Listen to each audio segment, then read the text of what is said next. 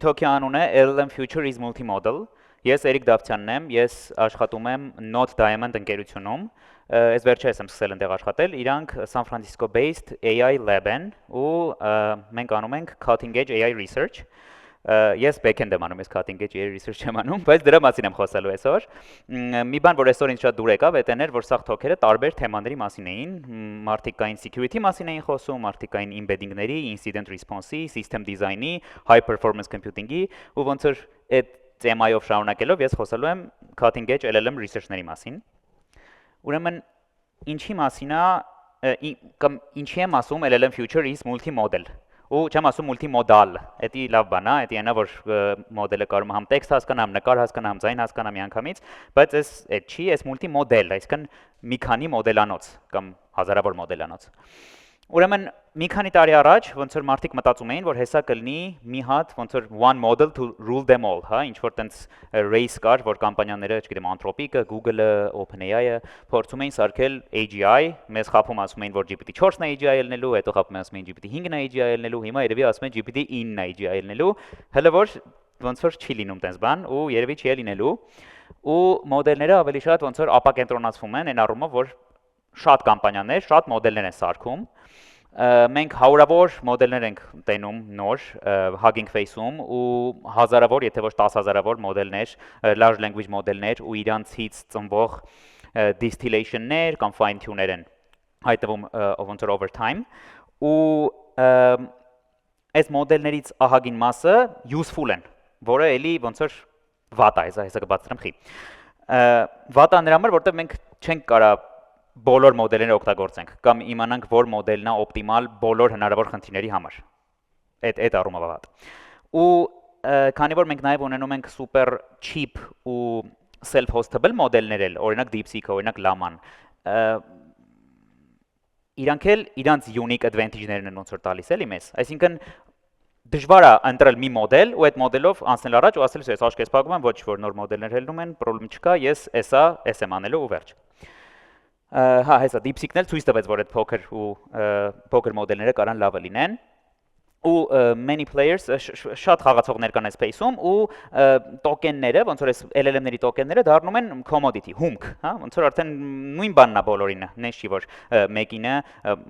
պլատֆորմա կամ feature-ը նենց բարձր, որ մնացածը հնարավոր չի replicate անեն։ Այս գրաֆը, որը ցույց է տալիս, այս պրիտոմ անցած տարվա, եթե չեմ սխալվում, research-ը, նու այս տարի է publish եղել, բայց եթե տենում ենք 2024-ին է վերջին detail-ը ու վերջի բանը, այդ point-ը ու large language մոդելները սենց exponential արագանում են։ Ու ես չեմ զարմանա, եթե այս տարի էլի տենց exponential բարձրացած լինի այս գիծը, որովհետև եթե չեմ սխալվում, DeepSeek-ի լիքը մոդելներ вообще այս տարի են դուրս եկել, ոչ թե 2024-ին։ Այս գիծը շարունակելու աճել, դա ասածս։ Էս էլ մի հատ ուրիշ ապացույց, այս open router օգտագործել եք, խնդրում եմ ձեռով ցույց տվեք, եթե օգտագործել եք open router։ Okay, այս open router-ով օգտագործվող, հեսա ասելու եմ ինչ է open router-ը, don't worry about it, եթե չեք լսել, open router-ով օգտագործվող մոդելների ոնց որ distribution-ն է, ու ոնց որ տենում ենք չի կենտրոնացվում մի մոդելի մեջ, էլի։ Ստեղ էս Grok Fast-ը մի 1.7 տրիլիոն տոկեն է ծախսել, այդ շատ է թվում ահագին, բայց այդ նրանից է, որ ինքը պրոստը շատ է խոսում այս մոդելը, ինքը ահավոր շատ տոկեն է բերում ապուշ հարցերի համար, դրա համար է շատ սենց, բայց շատ լավ distributed է տարբեր խաղացողների միջև, ոչ մեկ չի հաղթում ակնհայտորեն այս space-ը։ Տեսեք տենամ։ Ահա։ Հիմա Պրոբլեմը այն է, որ շատ մոդելներ կան, շատ մոդելներ շատ useful են, AGI չկա, ոչ մի optimal, truly optimal մոդել չկա, բոլոր մոդելները, երբ որ դուրս են գալի, հիմա արդեն նաև հանում են իրանց prompting guideline-ները, օրինակ այս GPT-5-ը, որ վերջերս դուրս էր եկել, առանձին համ prompting guideline-ներ ուներ, համ մի հատ migration website կար, որտեղ բացատրում էր prompting guideline-ները ոնց օգտագործես, որ GPT-4-ի համար գրած prompt-ը ադապտացնես GPT-5-ին, որտեղ լիքը մարդու workflow-ներ սկսեցին չաշխատել հանկարծակի, որտեղ GPT-4-ը մի քիչ ավելի բան էր, այդ քեզ շատ հեշտ էր համոզվում քո ասածների մեջ, GPT-5-ը ավելի strict էր, լիքը ինչ որ տարբերություններ կային իրանց sense ասած personality-ների մեջ, որի համար պետք էր prompt-ը նորից գրել։ Հետո infrastructure խնդիրներ կան, չգիտեմ, Anthropic-ի կլոդ մոդելները օգտագործողներ կան ստեղ թե չէ, բայց իրանց մոդելները շատ հաճախ ոնց որ անջատվում են, պրոստը ու չեն աշխատում ժամերով, ու մեկ էլ experimentation-ը շատ թանկ է։ Հիմա դրա մասին խոսամ։ Հիմա ինչ են անում կամպանիաները։ Սկսում են ինչ-որ draft architecture-ով, ասում են խոսքի մենք ուզում ենք ինչ-որ agentic system, կամ ավելի հեշտ, մի հատ prompt-ով ուզում ենք մի հատ խնդիր լուծենք, mathematical խնդիր ենք ուզում լուծենք մեր AI ուզում ենք mathematical խնդիր լուծի։ LLM-ը ընտրում են sense ոնց որ based on gut instinct, sense LLM-ը ինչ-որ հարցեր են տալի, ասում են, այս մեկի պատասխանները դուրս գալիս է, ասում են, էսի կօգտագործենք։ Հետո prompt են գրում, ինչ-որ կարճ prompt են գրում, ասում են, չէ, լավ, երևի մի քիչ կոնտեքստ ավելացնեմ մեջը, մի քիչ երկարացնում են prompt-ը, բան sense ամեն ինչ բան է, էլի ոնց որ ad hoc, պահի տակ մտածում են ոնց անեն։ Չկա տենց data science based way, որ մենք այս ամեն ինչը ավտոմատացնենք, որ լավ prompt-եր ստանանք կամ լավ մոդել ընտրենք, հա։ Հետո նկատում են, որ ինչ-որ մի հատ տենց input կա, որ անում ես մոդելդ չի անում են ինչ-որ պետք է անի, կամ hack ալնում, ինչ-որ ինֆորմացիա է տալի, որ ասենք personally identify information-ներ չէր կարելի տալ։ Էլի բացում ենք, սկսում ենք հետը խոսալ, ասել, բա խնդրում եմ, էլի դες բաները մի ասա, չի կարելի դες բաներ ասել, բան։ Էլի մի հատ ուրիշ edge case են գտնում, որ production չեն կարող գնա բան, հետո արդեն գցում են production-ում user-ները вообще ուրիշ բաներ են բացահայտում, որ չի կարող անի։ Լավ չի։ Ոնց տենում եք, ագին դժվար process է, ու էս մեծ կամպանիաների վրա նստում է հազարավոր developer hour-ներ ու 100,000 դոլարներ, եթե ոչ ավել։ Իհարկե, եթե դուք ինչ-որ փոքր ստարտափ եք կամ մենակով ինչ-որ project եք անում, սենց արեք, բնականաբար, եթե մի հատ, երկու հատ, 5 հատ AI մոդել եք օգտագործում, սենց արեք, բայց եթե ունեք 10 հատ, 100 հատ AI workflow-ներ, այս չի scale անելու, չի scale անելու։ Ու սրա ամենավերջինը, եթե նայեք, մեկ էլ GPT-5-ն է դուրս գալի, ու էլի պիտի 0-ից սկսենք։ Կամ պիտի գոնե նայենք, տենանք GPT-5-ը ավելի լավն է, թե չէ, ու ավելի լավն է ալնելու հավանաբար։ Կամ եթե GPT-5-ն է չէ, չգիտեմ, Anthropic-ի մյուս մոդելն է ավելի լավ ալնելու։ Հիմա մեզ պետք է multi-model infrastructure, որը որ այս խնդիրները կլուծի ու այն իդեայով կլուծի, որ այս մոդելների, այս useful state of the art մոդելների շատ մեծ մասը իրանց տեղը գտնեն։ Ոչ թե մենք ընտրենք մի հատ մոդելով առաջ գնանք, այլ ոնց որ նենց անենք, որ ամեն խնդիր իր մոդելը ընտրի, կամ ճիշտ ձևով prompt-երը գրենք, կամ ճիշտ ձևով prompt-երը կարողանանք ադապտացնենք նոր մոդելներին։ Ու այս 5 կոմպոնենտներն են, ասենց ասած, multi-model infrastructure-ի, այդ առաջինը orchestration-ն է, ու եկեք հիմա հերթով անցնենք այս սրանց վրով։ Orchestration-ն է, այդ այնա ինչ որ անում է open router-ը կամ light LLM-ը, այդ էլ նենա որ կարաս self-host անես, LangChain-ն էլ անում principi, ինքը այնա որ API normalization լինի, օրինակ OpenAI API-ի հետ խոսալը ու Claude API-ի խոսալը տարբեր բան են սպասում, էլի տարբեր ֆորմատ են սպասում ու տարբեր response-ներ են տալիս, ու այդ լավ չի որ մենք ձեռով տնենք անենք, ավելի լավ օգտագործենք մի tool, որ ոնց որ երբ ուզենք, կարողանանք մի հատիկ ոնց որ string փոխելով կամ ideally вообще մեր պլատֆորմում մի հատ կնոպկա փոխելով GPT-ից sense փոխենք Claude, հա։ Նույն բանը reliability ու fallback։ Հիմա ենթադրենք Claude-ին ուղարկում ես request ու Claude-ը down է, ինչ կլինի։ Օրինակ open router-ի դեպքում, open router-ը համ Claude-ի host-ից instance-ներին է request ուղարկում։ Իսկ եթե իրանք down են, ուղարկում է Amazon-ում hosted instance-ներին։ Եթե դա down, արդեն ինքը ճոգում է, օրինակ, չգիտեմ, Sonnet-ը down է, Haiku-ին է ուղարկում կամ ուղարկում է OpenAI-ին, չգիտեմ ես ինչ անում, բայց ինչ-որ մի բան անում է, որ request-ը աշխատի, չմեռնի app-ը։ Unified billing, որ չգնաս առանձին 85 հատ API key manage անես, այլ մի հատ ունենաս open router API key, կամ այս իրանց բոլորն է աշխատում են, ուղղակի open router-ը ամենահայտնին է իրանցից։ Այլ մի հատ ունենաս open router API key, open router-ի մեջով ամեն ինչ անցնի, քո request-ները proxy անի իր գնալու տեղ։ Ու downtime mitigation-ը այդ էլի reliability ու fallback-ի պես է։ Հաջորդը այդ evaluation-ն է։ Հիմա գցենք արդեն գիտենք որ ուզում ենք AI օգտագործենք ու գրել ենք prompt, հիմա ինչ իմանանք այդ prompt-ը լավն է թե չէ։ Կամ ուրիշ case, հիմա նոր մոդել է դուրս եկել, prompt-ը նոր մոդելի վրա ինչ իմանանք լավն է թե չէ։ Կամ էլի ուրիշ case, prompt-ը ուզում ենք փոխենք, ասենք լավ չի աշխատում, ոնց իմանանք այդ նոր prompt-ը լավն է թե չէ։ Էլի կան sense ձևեր, ամենա ոնց որ այդ naive, հա, այդ միամիտ ձևը, այդ human feedback-ն է, այսինքն բացենք նայենք տենց ոնց որ based on gut instinct vibe-ը զգանք, ասենք լավա թե չէ։ Ուրիշ բան կա այդ embedding similarity-ն է, օրինակ ենթադրենք մենք ունենք 100 հատ օրինակ, որ գիտենք, որ այս հարցին պետք է sense պատասխանի։ Ասենք math-ի մի խնդիր ունենք, պատասխանը գիտենք 7 է խոսքի։ լավ 7 չէ, որտեվ 7-ը կոնկրետ computed matrix-ի մեջ կմտներ, կասենք 7, ուրեմն լավ ամեն ինչ։ Embedding similarity-ն ավելի շատ ունենք customer support հարց ու ունենք ինչ որ պատասխան, որը բավականին լավ պատասխանում է այդ customer support հարցին, կամ այս դեպքում իդեալական լավ պատասխանում է։ Մենք LLM-ին այդ հարցը կտանք, իր պատասխանը embedding-ը կհամեմատնենք մեր իդեալական պատասխանի հետ, եթե ահագին մոտիկ լինի, ուրեմն օքեյ, այդքան է ված չի ամեն ինչ։ Հետո կա LLM as a judge, դա էլի տենց ահագին նոր կոնցեպտ է, կարծեմ 2023 թվից է, որ LLM-ին տալիս ես հարց ու տալիս ես պատասխան ու տալիս ես իդեալական պատասխան, ասում ես մոտիկ են իրանք իրար, թե չէ։ Ու ինքը իր պատասխանի վրա, ասենք ասում ես 0-ից 1 խոսքի բան արա, rate արա մոտիկ են, թե չէ, իր պատասխանի հիման վրա evaluate ես անում։ Ու regression testing, դա նոր մոդել դուրս եկավ, դա արդեն այսի նոր մոդել դուրս եկավ, տենաս prompt-ը լավ աշխատում է, թե չէ։ Հաջորդը monitoring-ն է, monitoring-ն ու evaluation-ը շատ իրար հետ կապ ունեն, կարաք մտածեք, որ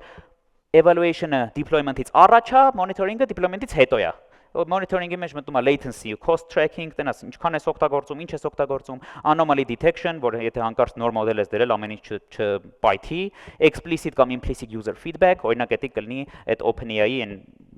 կնոպկեն, որ սխում ես լավ էր կամ վատ էր, այդ իրանք հավաքում են հաջորդ տրեյնինգի համար, quality drift detection, էլի ժամանակի ընթացքում, օրինակ եթե RAG pipeline ունես կամ fine-tuned մոդել ունես, որը fine-tune ես արել ինչ-որ նորությունների վրա, ու ինչ-որ ժամանակ անց է, ու այդ նորությունները արդեն relevant չեն, հիմա կամաց quality drift ես ունենալու էլի, էլ լավ բաներ չես կարելու ասես user-ին, պետք է ոնց որ էլի նորից fine-tune անես մոդելը։ Ու feedback loop-ն է այդ շատ կարևոր բանն է երևի այդ reinforcement learning-ի կոնտեքստում, որ ժամանակի ընթացքում քո հավաքած դատան հետո կարողանաս էլի հետ մտցնես համակարգի մեջ ու լավացնես համակարգը, ժամանակի ընթացքում ինչքան շատ դատա հավաքես, այնքան ավելի լավ համակարգ ունենաս։ Էդ էլ մտնում է սրա մեջ։ Okay։ Հիմա ասենք այն մասերին, ինչի համար հենց այդ Node Diamond կամպանիան է երևի մարքեթում լիդերը, ու ինչ ենք մենք անում։ Մենք երկու խնդիր ենք լուծում, առաջինը intelligent routing-ն է։ Intelligent routing-ը ինչ է։ Ուրեմն բոլորս էլ երևի նկատել ենք ու մարքեթն էլ նկատել է, որ կան խնդիրներ, որ ինչ որ մոդելներ լավ են լուծում, ինչ որ մոդելներ վատ են լուծում։ Օրինակ, մի պահ դուրս եկավ GPT 4.5 մոդելը, 4.5 մոդելը, որը հիմա էլ չկա, որտեղ ահավոր թանկ էր, բայց ինքը շատ լավ էր, ինչ որ պոեմ գրելուց։ Ինքը տենց ամենալավ պոեմ գրող մոդելն էր։ Իսկ նաև մենք գիտենք, որ cloud-ի Opus մոդելները շատ լավ են կոդ գրելուց։ Էլի շատ հայտնի է Claude Code tool-ն, բան մարդիկ շատ են սիրում օգտագործել Claude-ը կոդի համար։ Ու իդեալն է, որ երբ որ դու prompt տալիս ես, երբ որ ունես prompt, դու ոնց իմանաս, որ մոդելը օգտագործես։ Հիմա մի քանի նկարին որ նայեք պատկերացնեք խնդիրը ինչու՞մ է կայանում, ոչ միայն հարցը այն է, որ ամենալավ մոդելը գտնես, այլ որ նաև գտնես նենց մոդել, որ cost efficient լինի։ Ասենք user-ը մտելա գրելա բարև ձեզ, ու Armen-ի talk-ի մեջ ինքն ասաց, որ մենք ունենք բան, որ եթե բարև ձեզ է, պրոստը պատասխանում ենք ինչ-որ հարցերից մեկը։ Հիմա ենթադրենք տենց չենք անում, բայց բարև ձեզին պետք չի տալ GPT 5 Pro-ին, հա, այդ command-ը որ տաս GPT 5 Pro-ին, լիքը բանկրոտ կգնաս։ Դրա համար այդ ավելի լավ է տալ, օրինակ Llama 3-ին։ Ու ճիշտ է, GPT 5-ը ավելի լավ կա պատասխանի բարև ձեզ հարցին, բայց դա ի՞նչ է նշանակում, էլի։ Բարևել է։ Ու դրա համար կա տենց իդեալական ռաուտեր, որը գտնվում է այդ ոնց որ այդ elbow point-ի վրա այդ գրաֆիկում եթե նայում եք, այդ վերևի ձախ անկյունում իդեալական ռաուտերն է, որ ինքը բավականաչափ էժան է ու բավականաչափ high quality։ Իրանից ավելի շատ quality գնալը շատ ավելի արագ գինն է թանկացնում, քան quality-ն է մեծացնում։ Okay։ Հիմա ոնց կարելի է սարքել router։ Մի քանի ձև կա, տենց broadly speaking, router սարքելու։ Առաջինը էդի task level routing-ն է, այս ամենա տենց basic ձևն է, ինքը ոչ մի intelligence չի պարունակում, դա այն է, որ երկու հատ կնոպկա ունես, մեկը գրած է summarize, մեկը գրած է review PR, pull request, summarize-ը GPT 5 mini-ն է անում, review PR-ը sonnet-ն է անում։ Okay, էսի տենց այդքան է աշիվջի, որտեվ intelligence չկա։ Մյուս ձևը heuristic routing-ն է, այդ օրինակ կարաս դու semantic routing անես, ինչ որ embedding-ների հիման վրա կամ ինչ որ keyword-ի հիման վրա կամ ոնց որ God forbid regex-ի հիման վրա փորձես route անես, ու նաև իդեալակա LLM-ը օգտագործես որպես router, LLM-ին ինչ որ few shot learning-ով տաս, ասես math-ի հարցերի համար GPT 5-ն է լավ։ Coding-ի հարցերի համար Sonnet-ն է լավ, poem գրելու համար GPT 4.5-ն է լավ։ Սենց հարց եմ ստացել, որը օգտագործեմ։ Հա, ինքը կասի, էդիկ օգտագործես։ Դա երևի դանդաղա ու համե թանկա ու համե ոչ, այդքան էլ լավ չի։ Հաջորդ մեթոդը այդ complexity classifier-ն է, էլի Արմեն Վարդյանի թոքի մեջ իրանք տենց բան ունեին, classification ունեին, որ որոշեին այդ prompt-ի պատասխանեն թե չէ, էս էլ մեկ ուրիշ բան է, որ որոշես որ մոդելը պատասխանի։ Ու երևի ամենահայտնի սրա usage-ը այն է, որ երբ որ GPT-5-ը դուրս եկավ, GPT-5-ը իր մեջ ուներ router։ GPT-5-ի երևի ամենաքոր այդ innovation-ն էր, որ իր մեջ կա router, ինքն է որոշում GPT-5 օգտագործի, GPT-5 thinking օգտագործի, թե mini, թե nano, թե pro։ Էդ անում է ինչ-որ complexity classifier-ով կամ կարող է մի քիչ ավելի դժվար ձև ու ինքը նայում է, եթե input-ը simple է, տալիս է, եթե ասում ես բարև ձեզ, տալիս է GPT-5 nano-ին, եթե ասում ես Uber-ի clone-ը սարքի, տալիս է GPT-5 thinking-ին։ Ու մեկը ոնց որ ամենա state of the art ձևը, էս էլ է ինչ որ Node Diamond-ն անում, դա recommendation system-ն է։ Ուրեմն ոնց հա recommendation system-ը սեղ fit անում։ Էս հենց բառից բուն իմաստով standard recommendation system-ի մասին է խոսքը, երբ որ մենք մտնում ենք Amazon, երբ որ Amazon-ը մեզ recommend անում ինչ որ կոմպյուտեր կամ ինչ-որ մի հատ իր, ինքը այդ անում է այդ recommendation system իրանց ալգորիթմով։ Հիմա այստեղ եթե մենք պատկերացնենք, որ prompt-ը user-ն է, իսկ այդ մոդելի ընտրությունը այդ ապրանքն է, մենք կարանք լրիվ հենց նույն Amazon-ի recommender system-ը օգտագործենք այստեղ։ Ինչի է այդ լավ։ Այդ լավ է, որտեվ մենք կարանք route անենք ավելի քան երկու մոդելների միջև։ Ու մի հատ շատ մեծ բան, որ դա փոխում է նախորդ approach-ների համեմատ այն է, որ երբ որ մենք նոր մոդել ստանանք, մենք պետք չի ամբողջը retrain անենք։ Եթե օրինակ մենք ունենանք classifier, պետք է 0-ից դնենք սաղ retrain անենք, չենք կարող մի հատիկ մոդել ավելացնենք մեջը։ Իսկ այդտեղ դե Amazon-ը ամեն անգամ retrain չի անում, երբ որ նոր product է ստանում կամ մեկը sign-up հալնում։ Ուղղակի կարող ես դու նոր բան ավելացնես։ Շատ ձևեր կան, դե clustering-ով ձևեր կա ձևեր այդ matrix factorization-ով ձևեր կա, բայց այս recommendation system-ը այսօր ցույց է տալիս, որ ամենալավ մեթոդն է intelligent routing անելու։ Ու լավ, այդ benefit-ների մասին վերջում կխոսամ, եկեք մի հատ կարճ դեմո ցույց տամ ձեզ։ Մեկը ներեք։ Ուրեմն այս մի դեմոներից մեկը Python-ով է, մեկը JS-ով, ուրեմն այս դեմոն ես ուզեմ տալի Route LLM, տենց մի հատ open source project կա, ինքը research project է, ինչ-որ համալսարանից է, ու այդ Route LLM-ը ունի complexity classifier։ Էլի open source project-ներ կա, այնտեղ կա recommendation based on random forests, ու էլի մի քանի բան կա, բայց այս ագին նոր է ու ագին լավն է, ու ես այդտեղ երկու հատ օրինակ prompt ունեմ, մի prompt-ը գրած է explain merge sort in detail, հենա ներքևը եթե մի վերքնես մկնիկս բերեմ, հեսա, explain merge sort in detail, մյուս prompt-ն է այս մեծ բանն է, այս մեծ complex query-ն է, հիմա եթե մենք փորձենք այս run անել, հիմա run եմ անում փոքր այդ explain merge sort-ի վրա, ինքը proxy անելու ու actually պատասխանը բերելու է, դրա համար մի փոքր դանդաղ, բայց ինքը ոնց որ իդեալական դեպքում կընտրի Twill մոդելը, որը մեր դեպքում դրված է հենա route weak model GPT 3.5։ Հեսա պատասխանեց, ու որ մենք գնանք վերև, կտենանք, որ միտեղ երևի պետք է գրած լինի GPT 3.5։ Մի վարքյան կներեք։ Չէ, GPT 4-ով պատասխանեց։ Oh well։ Ուրեմն ահագին դժվար հարցեր շտկի։ Եկեք մի հատ բան փոխենք, ասենք hello, այդ վաղտ կլինի երևի։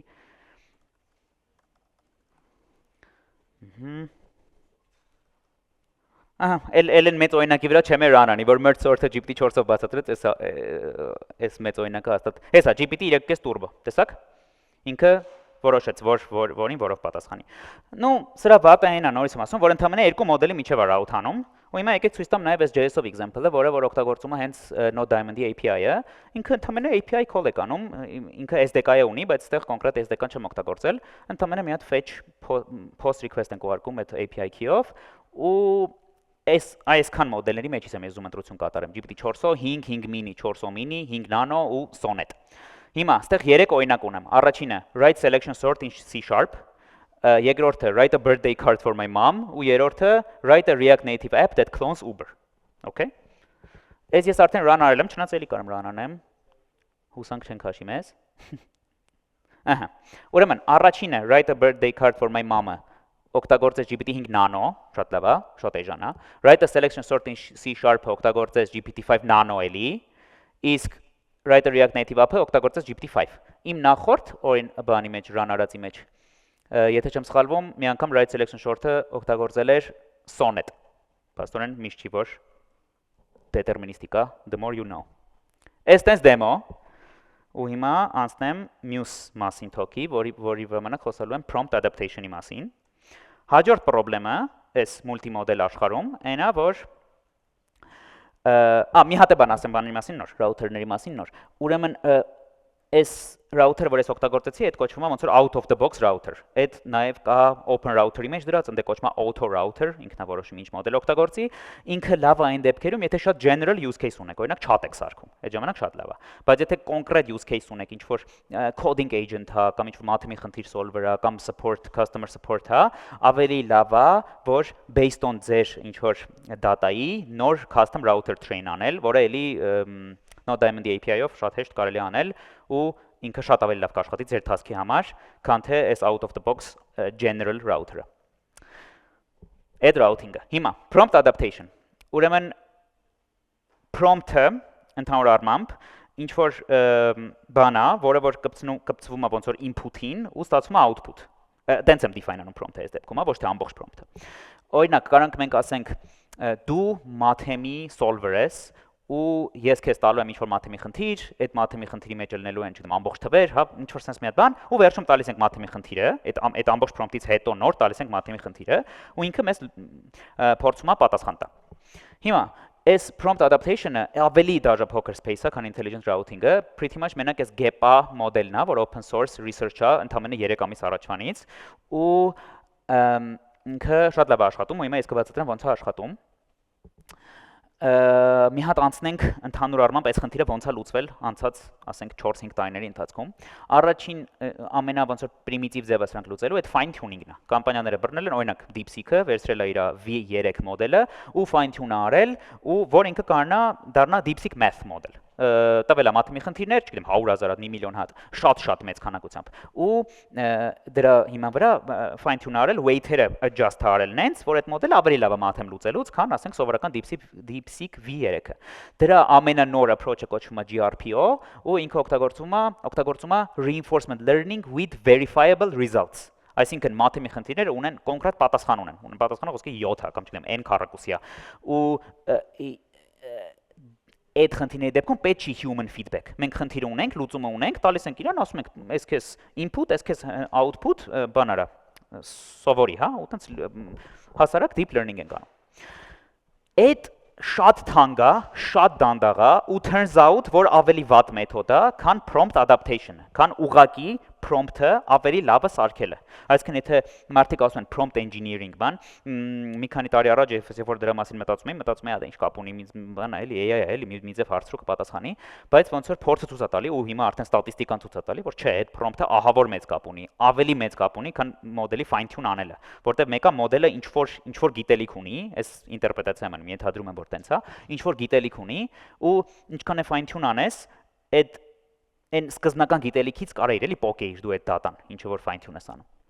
Հիմա կա մի հատ տենց approach կար, կոչվում էր genetic prompt optimization։ Կամ եկեք խոսանք դաժե ավելի simple բանի մասին։ Հիմա երբ որ ChatGPT 5-ը դուրս եկավ, ես արդեն ասացի, որ ինքը ուներ իր prompting guideline-ները։ Նաև իրանք release-են արել մի tool, որը կարում ես քո GPT 4-ի prompt-ը paste անես այդ tool-ի մեջ, ու ինքը քեզ տա GPT 5-ի prompt։ Ոնց են իրանք այդ անում։ Իրանք մի հատ GPT 5 ունեն, ոնց որ, ում ասում են, նայ, այս քո guideline-ներն է, ու այդ guideline-ները paste են անում prompt-ի մեջ, այս էլ user-ի query-ն է, փոխի սարքի այս guideline-ներին համապատասխան։ Ու վсё, one shot, տենց ինքը փորձում է դա անի։ Դրա խնդրեմը այն է, որ կարող է ավելի վատ աշխատի այդ նոր query-ն։ Մենք այտենց հստակ ոնց որ data scientific approach չի, էլի statistical approach չի, կարող է ավելի վատ աշխատի, ոչ մի գարանտիա չունենք, որ այդ ավելի լավ կաշխատի, կամ ինչքան ավելի լավ կաշխատի։ Հիմա առաջին approach-ը այն է, որ անենք genetic prompt optimization։ Այս հենց այդ evolutionary algorithm-ների մասին է խոսքը, evolutionary genetic machine learning-ի մասին է խոսքը, որտեղ մենք ունենք ինչ-որ prompt, սկզբնական prompt, որը կամ լավ է աշխատում ինչ-որ մոդելի համար, կամ вообще просто գրել ենք ինչ-որ բուջուր prompt, դրա օրինակել հեսա կարամ բերեմ։ Այս sense prompt են գրել poker, given the fields, չգիտեմ երևում է թե չէ, ենթադրում եմ չէ, բայց այդքան է կարևոր չէ, ինչը prompt-ը, given the fields question summary 1, produce the field query, հա? այս prompt ենք տալի, հետո ինչ որ input ենք տալի ու output ենք ակնկալում։ Այս prompt-ը այդքան է detailed չի ու ոնց որ իմ համար ակնհայտ է, որ չի կարելի ինքը շատ լավ query-ն ինչ է вообще, ինչ ենք ուզում էլի իրանից։ Ու ինչ ենք անում, այս prompt-ը meta prompting approach-ով տալիս ենք մի հատ ուրիշ մոդելի։ Ասում ենք այս prompt-ը վերցրու ու ինձ դու 10 հատ իր ոնց որ երեխա prompt, իր նման 10 հատ տարբեր prompt տուր։ Այդ 10 prompt-երը վերցնում ենք ու run ենք անում մեր example-ների վրա։ Դե example-ներ sense tense պետք է ունենանք, fine tuning-ի համար էլ պետք է ունենայինք, ստեղ էլ ունենք, ասենք 25 հատ կամ 100 հատ ինչ որ golden set ունենք, որը մենք ունենք մաթեմի խնդիրները ու իրանց ճիշտ պատասխանները, կամ կոնկրետ այստեղ այս question summary input-ները ու query field-ի output-ը մեր expected։ Ու տալիս ենք այդ meta prompt-ին, ասում ենք 10 հատ sense սրա նման բան տուր, prompt տուր, այդ 10 հատը run ենք անում մեր training set-ի վրա։ Ու այդ որ մեկը որ ամենաշատ քանակությամբ հարցերը ճիշտ է լուծում, ասենք կարող է մի հատը ճիշտ լուծի ընդամենը, հա, կարող է երկու հատը ճիշտ լուծի մեր 100-ից, բայց կարող է ինչ որ մեկը մի հատ prompt լինի 20 հատը ճիշտ լուծի։ Էդի նորից այս loop-ը ոնց ենք կասնում, էլի տալիս ենք ու ասում ենք նոր այս մեկից generate արա 10 հատ իր նման prompt, հա, ինչ որ բան ենք անում, էլի selection ու mutation բանի ալգորիթմը, genetic ալգորիթմը, selection-ը այնա թե ինչքան լավ է պատասխանում մեր ունեցած prompt-երին, իսկ input-ներին, իսկ mutation-ը այնա, որ մի հատ ուրիշ LLM-ի ենք տալի, կամ թեկուզ նույն մոդելին, այդքան կարևոր չի, ու ասում ենք կարևորը երևի ավելի թույլ մոդել չլինի, ասենք GPT-5-ի արածը չտանք GPT Nano-ին, կարող է այդքան լավ չաշխատի, բայց եթե նույն կամ ավելի խելացի մոդելի տանք, պիտի որ աշխատի։ Ու ասում ենք հիմա էլի փոխի ու նորից ու այդ process-ը շարունակաբար աշխատացնում ենք։ Այդ ահագին լավ ռեզուլտատներ է տալիս, բայց դրանից հետո էլի լիքը բաներ ա եղել, research-ներ ա եղել ու ավելի լավ մեթոդներ են հնարվել։ Կա MiPro, որը որ անում է ահագին նման բան, բայց նաև անում է feedback request անում LLM-ից։ Ասում է, այս prompt-ն է, այս input-ն է, այս պատասխանն է։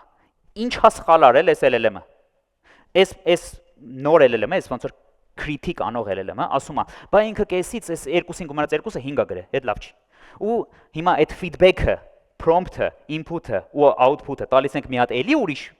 LLM-ի, ասում ենք այս feedback-ի հիման վրա generate արա 10 հատ նոր prompt։ Արդեն feedback-ն էլ ենք դնում ու կարող է ինքը prompt-ի մեջ, իհարկե մի քիչ վատ օրինակ եմ բերում, բայց prompt-ի մեջ գրում է հանկարծ 2-ին գումարած 2 չգրես 5։ Ու ամենավերջին ոնց որ approach-ը, որը 3 ամիս առաջ ոնց որ հնարվել, այդ GAP-ն է, որը նշանակում է genetic Pareto optimization։ Հիմա այս բանի վրա մի հատ արականցնեմ, ասես դժվար է թվում, բայց այդքան է վատ չի։ Ուրեմն ունենք initialize ենք անում, ունենք candidate pool, ինչ որ prompt-երի pool ունենք։ Այս կոնկրետ այս դեպքում ունենք P0 1 2 3 4 5 հատ prompt ունենք, ու իրանք այս ծառը ցույց է տալի, թե որ prompt-ը ոնց որ երեխեն է, ումից է adapt եղել։ Այսինքն այս P0-ից ստեղծել ենք P1 ու P2, P1-ից ստեղծել ենք P3 ու P4։ Հիմա ինչ է նշանակում Pareto optimal։ Նախորդ approach-ում մենք նայում ենք որ prompt-ն է ամենաշատ ճիշտը պատասխանել, բայց այդ կարող է այդքան էլ լավ չի, կարող է ինքը 97-ը ճիշտ է պատասխանում, բայց վերջի 3-ը սխալ է պատասխանում։ Այդ վերջի 3-ը կարող է հենց edge case-ը, որ ինքը բաց է թողել, ու կարող է մի հատ ուրիշը այդ վերջի 3-ն էլ է ճիշտ պատասխանում։ Կամ այդ վերջի 3-ն է մենակ ճիշտ պատասխանում։ Դրա համար մենք ստեղից ընտրում ենք մենակ այն մոդելները, որոնք գոնե մի task ավելի լավ են անում, քան բոլոր մնացածը։ Այսինքն ստեղ ընտրում ենք ոչ միայն P2-ը, որը 2 հատ ճիշտ է արել, այլ նաև P3-ը, որը առաջինը ճիշտ է արել, իսկ երկրորդը այդ առաջինը ճիշտ չի արել։ Դրա համար իրանք այս filtered pool-ն է, մենակ P3-ն ու P2-ն են անցնելու հաջորդ generation։ Տալիս ենք feedback ենք generate անում, ասում ենք նորերը տուր, կամ տալիս ենք երկու կանդիդատ prompt ու ասում ենք merge արա իրանց իրար։ Նորից տալիս ենք ուրիշ LLM-ի, ասում ենք այս մի prompt-ն է, այս մյուս prompt-ն է, feedback տուր ու սրանք կպցրու իրար, ոնց որ այդ edge case-երը բռնելու համար, հա։ Ու նորից ինչ որ mini batch evaluation ենք անում մեր testing set-ի վրա, եթե performance-ը improve չի եղել, դուս ենք շպրտում, եթե improve ա եղել, նորից պատտվում ենք, քանի դեռ բյուջետ ունենք։ Այս մեթոդը շատ լավ է աշխատում, շատ ավելի լավ է աշխատում, քան reinforcement learning-ը, երբ որ նայում ենք ինչքան արագ է այս gap-ան բանանում, ոնց որ converge լինում ավելի լավ պատասխանի, այն GRP-on այդ fine tuning-ը ներքևինն է, ու իրանց մեջ տարբերությունը համարյա 10% է։ որը որ ահավոր մեծ accuracy տարբերություն է, էլի։ Ու ավելի լավ աշխատում քան նաև Mipron ու նաև ավելի լավ աշխատում քան few shot learning-ը։ Եթե մենք example-ները դնեինք կոնտեքստի մեջ, էլի այնքան լավ չէր աշխատի, քան առանց example ամենալավ prompt-ը։ Ավելի լավ է generalize լինում։ Ենթադրում եմ դրա համար, որ այդ few shot learning-ում իրանք ոնց որ fix-վում են այդ few shot-ի վրա, էլի, ինչ որ այդ edge case-երը հաստատ բաց են թողում, որոնք few shot-երի մեջ չկար։ Ու դե իհարկե շատ ավելի էժանական fine tuning-ը, այս ամբողջ process-ը մի 150 անգամ run անելու համար կարժենա մեր վրա մի 10-ից $20, որը ոչ մի բան է, էլի, ու ավելի լավ ռեզուլտատ կտա ու նաև closed source մոդելները չենք կարա fine tune անենք, պետք է open source կամ իրանց API-ով պետք է անենք։ Ու ամենաիրահավես բաներից մեկը նաև այն է, որ ինքը կարող է պահի adaptation-ների ծառ, այսինքն դու կարող ես տենաս ինչ feedback-ի հիման վրա է, այս prompt-ը դառել այս prompt-ը, հետո այս prompt-ը դառել այս prompt-ը։ Ու այստեղ որ բան անենք, այդ մի վարքյան այդ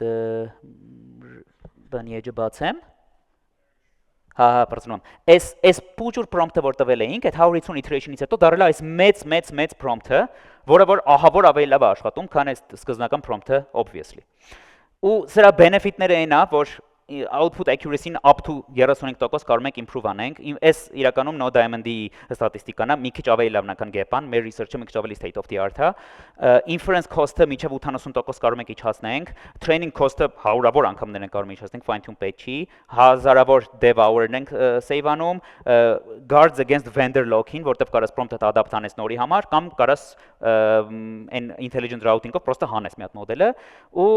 հա, ես էլ չես կարա fine tuning անես, ու մի հատ էս բասեմ vision-ն էլ էնա, որ շատ մոդելները ավելի safe կլինեն, քան թե մի մոդելը, ավելի հեշտ կլինեն align անել, ու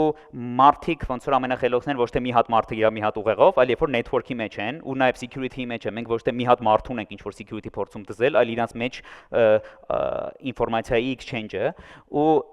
նույն ձևը կոմպյուտերը շատ լավ բան է, բայց network-ը, ինտերնետը, ասենք 1000 անգամ ավելի լավ բան է, ու նույն ոնց որ vision-ն էլ մենք ունենք AI-ի մասին, որ մի հատ AI-ը լավ է, բայց շատ AI-ները